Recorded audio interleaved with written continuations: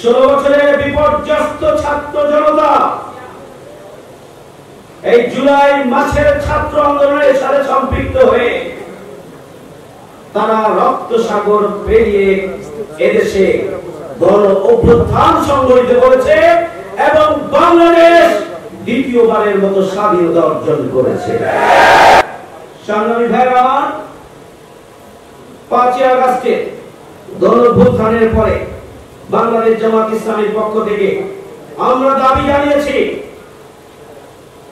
এই খুনি শেখ হাসিনা, গণহত্যাকারী শেখ হাসিনা এবং তার দোসরদেরকে আন্তর্জাতিক আদালতে জাতিসংঘের তত্ত্বাবধানে বিচারের আওতায় আনতে হবে।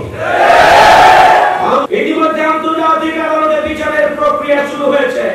বাংলাদেশে ট্রাইব্যুনাল পুনর্গঠন করে শেখ হাসিনা খুনি এবং তার সন্ত্রাসী বাহিনী আর দোসর যারা শেখ হাসিনাকে খুনি হিসেবে প্রতিষ্ঠিত করেছিল, সহযোগিতা করেছিল, তাদেরকে বিচারের আওতায় নিয়ে আসার জন্য আমরা অন্তর্বর্তীকালীন সরকারকে অভিনন্দন জানাই।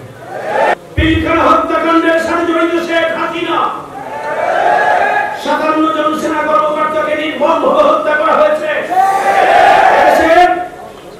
ভূখণ্ডের পাহারাদার আমাদের বিডিআর বাহিনীকে ধ্বংস করে দেওয়া হয়েছে, বাংলাদেশকে অরক্ষিত করে দেওয়া হয়েছে, বাংলাদেশের স্বাধীনতা সার্বভৌমত্বের অতন্ত্র প্রহরী এদেশের দেশপ্রেমিক সেনাবাহিনীকে দুর্বল করে দেওয়া হয়েছে।